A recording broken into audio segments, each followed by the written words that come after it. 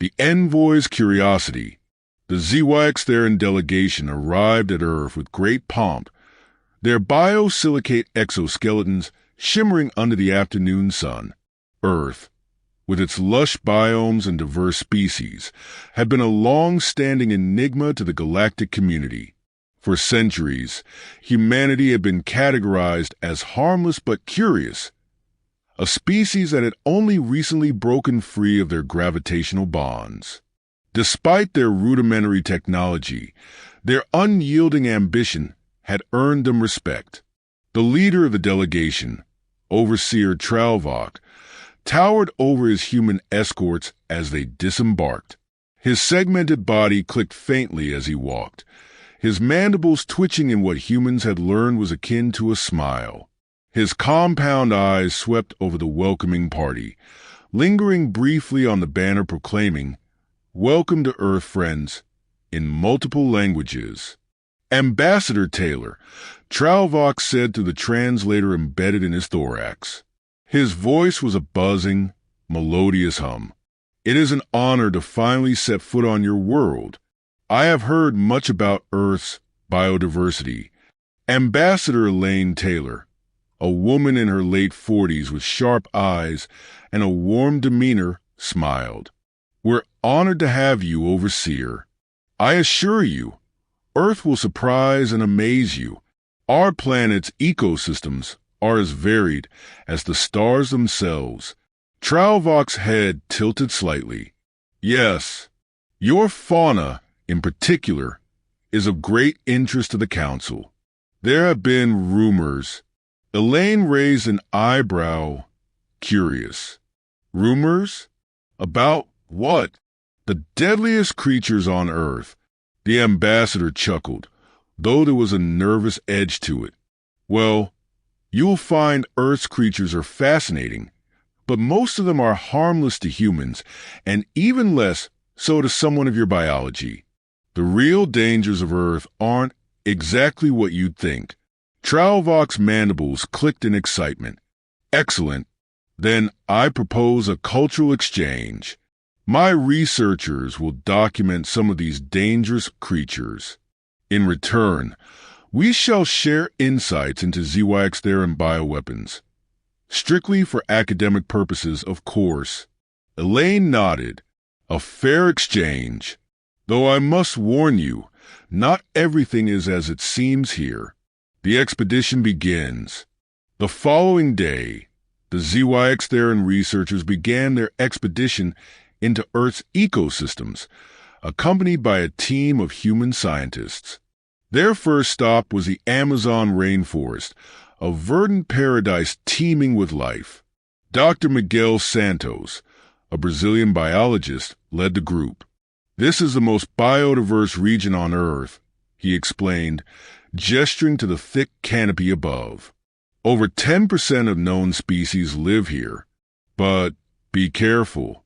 It's also home to some of the deadliest creatures you'll encounter." The ZYX-Theran researcher, SYK Voth, a smaller, more curious member of the delegation, perked up. "Deadliest?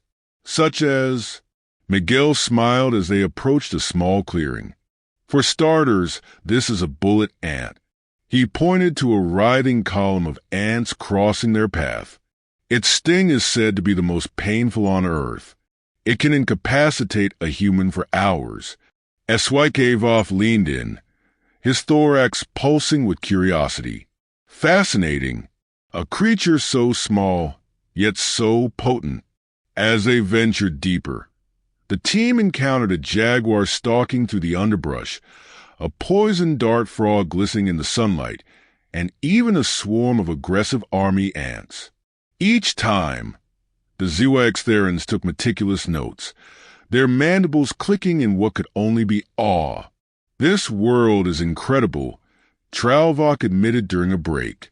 "The sheer variety of dangers. It is no wonder your species has thrived. You must have evolved in constant vigilance." Miguel chuckled. "Humans? We're survivors, sure. But honestly, the real threats aren't the predators or the insects. It's the tiny, invisible ones. Tralvok's compound eyes widened. Invisible ones, viruses, bacteria, microorganisms that can wipe out entire populations if left unchecked. The overseer paused, his thorax trembling slightly. Microscopic threats? Yes, Elaine interjected, smiling. But don't worry, we have vaccines, medicine, and hygiene to keep most of them in check. Humans are adaptable. Eswykevov looked uneasy, his mandibles twitching. Fascinating and unsettling. As the day ended, the Zooiextherans returned to their ship, their databanks brimming with information. Yet, an unease settled over them. The humans had barely scratched the surface of Earth's dangers, and they suspected there was far more to learn about the resilience and ferocity of this unassuming species.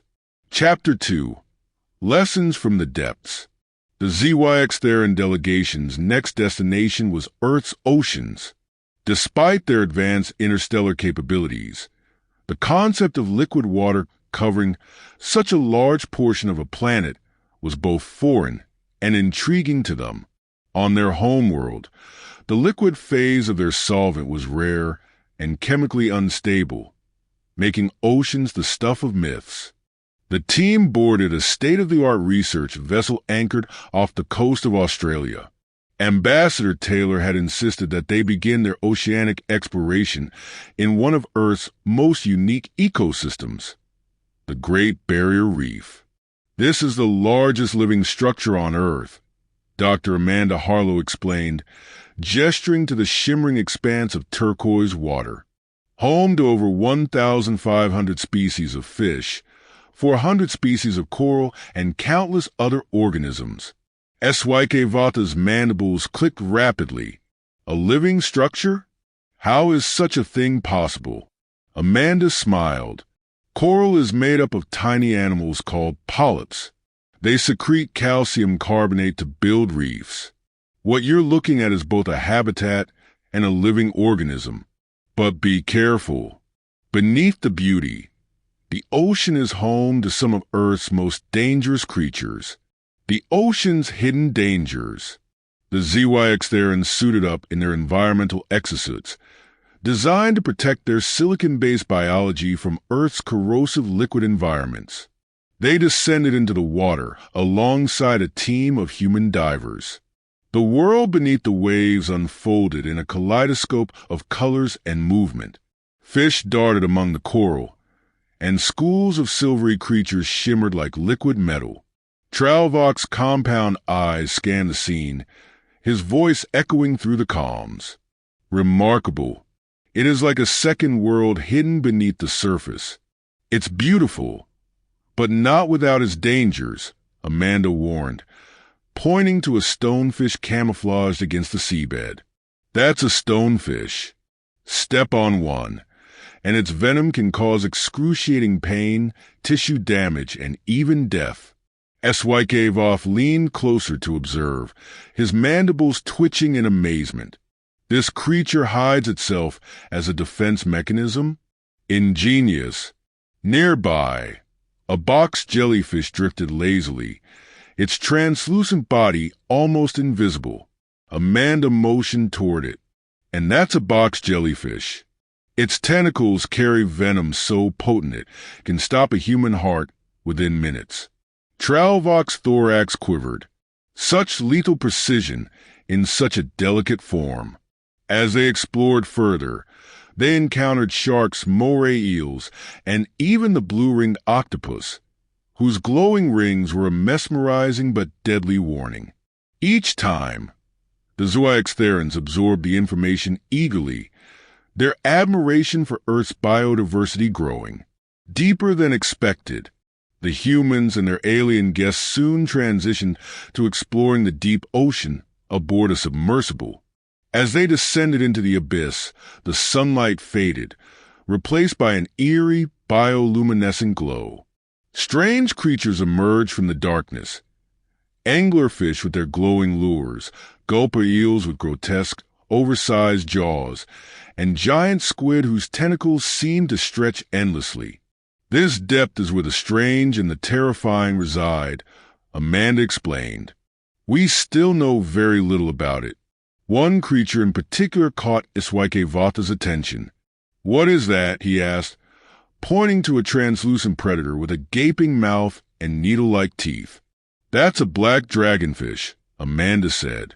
It's a master of the deep, using bioluminescence to lure prey. Tralvok's mandibles clicked thoughtfully. Your planet's creatures are remarkably efficient at survival. Each one seems tailored to its environment, no matter how hostile. Amanda nodded. Life on Earth is resilient. It evolves, adapts, and thrives in conditions that would seem impossible elsewhere. Unsettling discoveries. After hours of exploration, the team returned to the surface, where Tralvok called a meeting in the ship's observation lounge. The ZYX Therans were clearly troubled. Ambassador Taylor, Tralvok began, his voice tinged with hesitation. We have learned much about your world, but there is something we do not understand. How does your species coexist with such dangers? Elaine exchanged a glance with Amanda. It's a mix of ingenuity, knowledge, and respect for nature. We learn to navigate the risks and protect ourselves. But it's not always perfect. Disasters happen. Lives are lost. That's part of the balance of life here.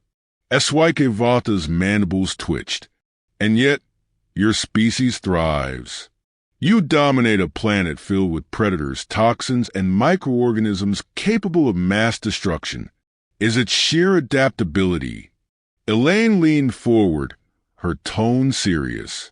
It's not just adaptability. Humans have something else. Determination. When faced with threats, we don't give up. We find solutions, we fight back, and we survive. That's what makes us unique. Tralvok's thorax pulsed faintly, his body language betraying unease. Your species is far more formidable than the Council ever suspected, Iswaikevath added. If you can overcome such threats, perhaps it is not your predators we should fear, but humanity itself. The humans exchanged knowing smiles. The ZYX Therans had only begun to scratch the surface of what Earth and its people were capable of. Chapter 3. The Silent Threats. The ZYX Therans' fascination with Earth's deadliest creatures only deepened as their studies continued. By now, they had observed the predators of the land, the venomous denizens of the seas, and even the microorganisms humans had described as invisible killers. Yet something gnawed at Tralvok. Humanity's resilience was impressive, almost too impressive. These creatures, while dangerous, seemed manageable in isolation. What concerned Tralvok was the subtle undertone in human behavior, a sense that the most dangerous force on Earth was something far less tangible. We must understand everything, Tralvok declared one evening aboard their orbital ship, Velhori Nex. Not just their predators, but their society, their history, and their weapons. Iswaikevath hesitated.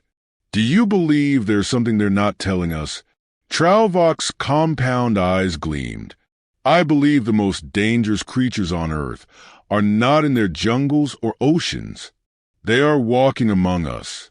We need to see the humans themselves in action.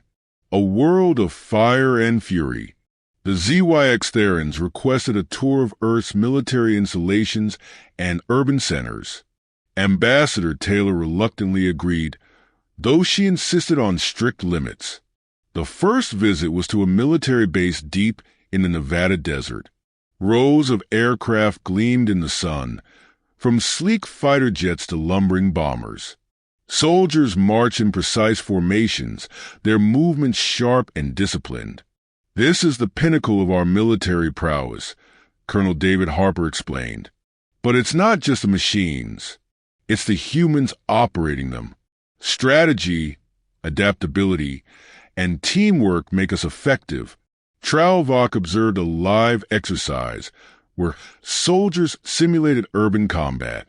Despite their physical fragility compared to ZYX-Therans, the humans moved with purpose and precision.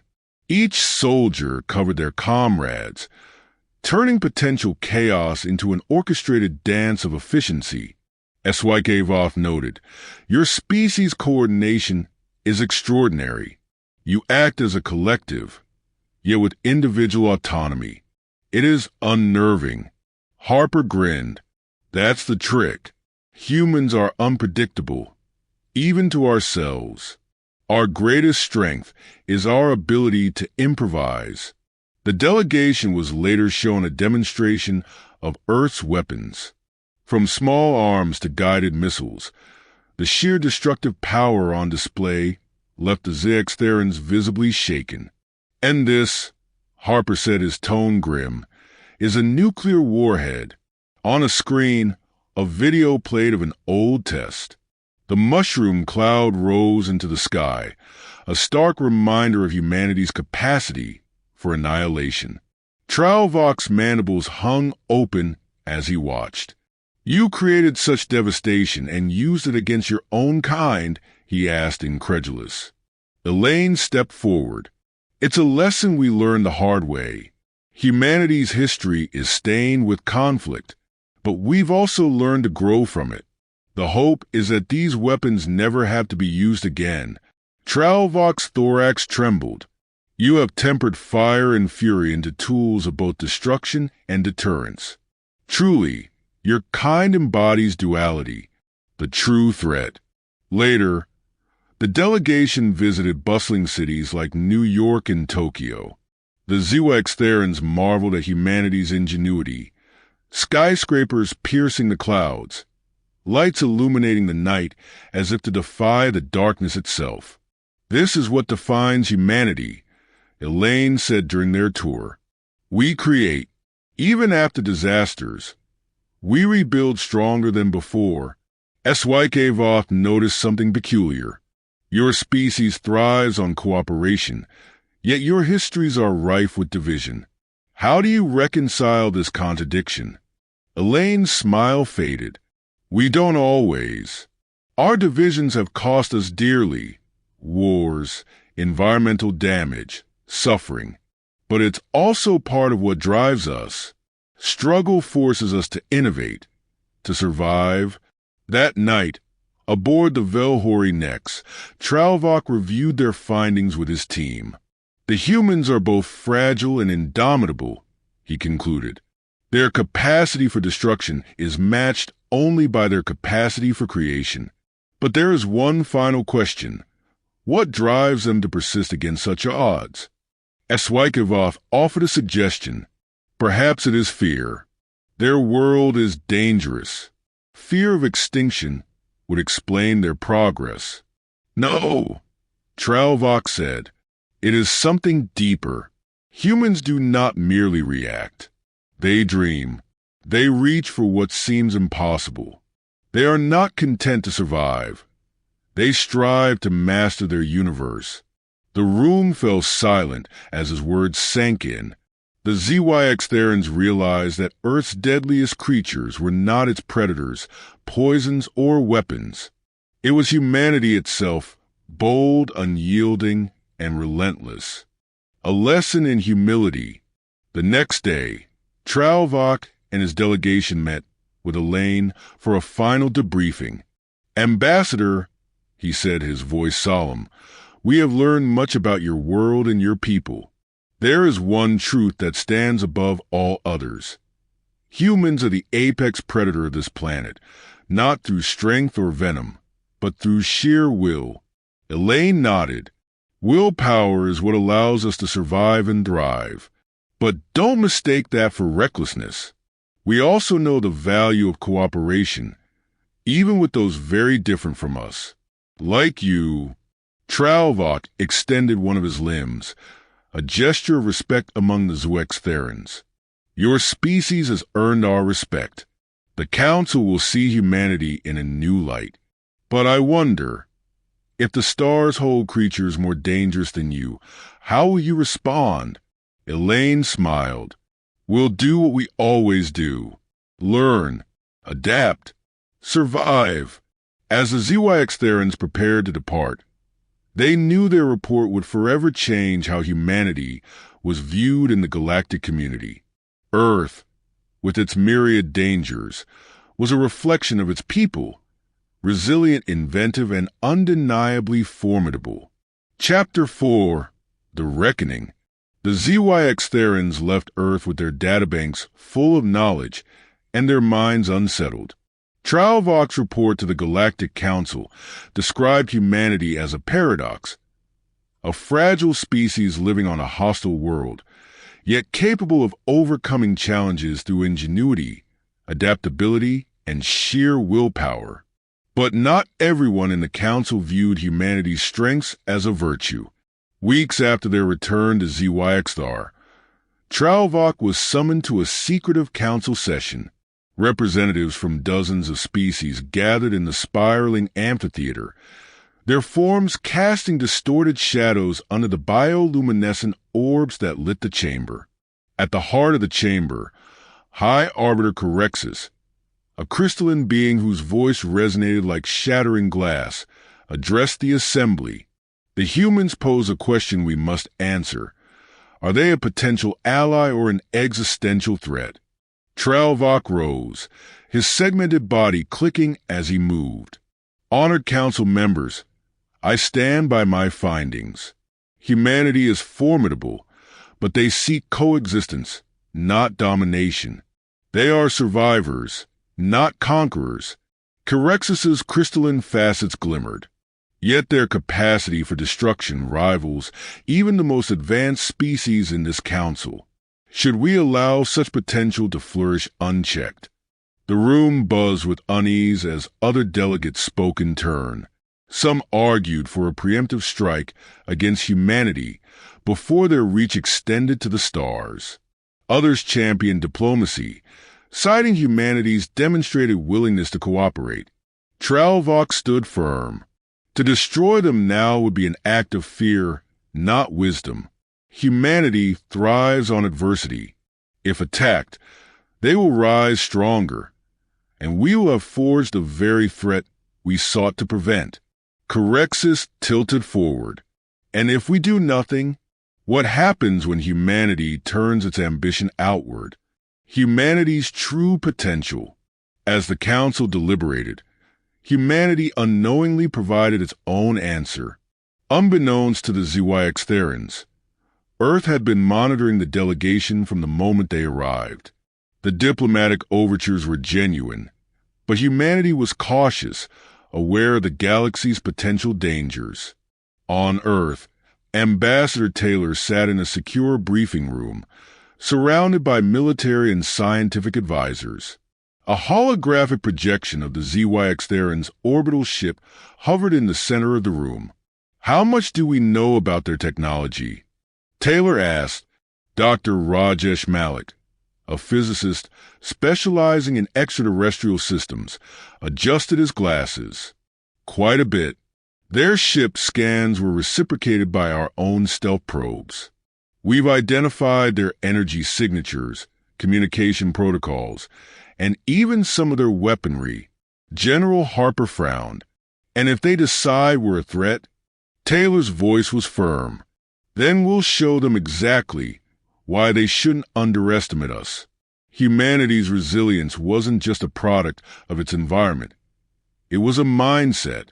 Earth's leaders had prepared for every possibility, from peaceful alliances to catastrophic war. The Council's decision. Back on ZYXthar, the Council reached a verdict. Corexus's voice echoed across the chamber. It is the decision of this Council that humanity shall be watched closely. We will not intervene for now. Overseer Tralvok, you will continue to monitor their progress. Tralvok bowed, though his thoughts churned. He knew the Council's watchful eye could easily turn hostile. In the weeks that followed, subtle probes were sent to Earth's system, small, undetectable drones designed to monitor without interfering. But humanity's ingenuity had already accounted for such tactics. On the far side of the moon, a secret facility operated by an international coalition intercepted the drones. Using advanced counter-surveillance technology, the humans analyzed the probes, decoding their purpose. Taylor stood in the facility's control room as the data streamed in. "They're watching us," she said, her voice calm. Harper smirked. "Let them. If they're smart, they'll realize what we're capable of." The encounter. Months later, a ZYX Theron reconnaissance ship returned to Earth's orbit, ostensibly to follow up on their initial diplomatic visit. This time, however, they were met with a surprise. As the ship approached, a human vessel emerged from behind the moon, sleek and angular. It bore no visible weaponry, but its mere presence was a message. Humanity had advanced faster than anyone in the Council had anticipated. "This is Captain Naomi Hayes of the Endeavor, representing the United Earth-Space Alliance," a voice transmitted to the ZYX Theron ship. "We welcome you back to our system. Let's discuss the future together." Tralvok, aboard the ZYX Theron vessel, felt a surge of both admiration and trepidation. Humanity had not only anticipated their return, but had prepared for it in ways that demonstrated their rapid progress. The two ships maneuvered into orbit side by side, a symbolic gesture of equality. As the human delegation transmitted their terms for peaceful cooperation, Tralvok couldn't help but feel a spark of hope. Perhaps humanity's dual nature, their capacity for both destruction and creation, would not be their undoing, but their greatest strength. A new era. The ZYX Therons returned to the Council with tales of humanity's ingenuity, diplomacy, and unyielding will. The Council remained cautious, but a shift had begun. Humanity was no longer an enigma to fear, but a potential ally in the vast and dangerous galaxy. On Earth, preparations continued. Humanity's first step into the stars was no longer a question of if, but when. They knew the galaxy was watching, and they intended to show that Earth's deadliest creatures weren't its predators, its poisons, or its viruses. It was its people.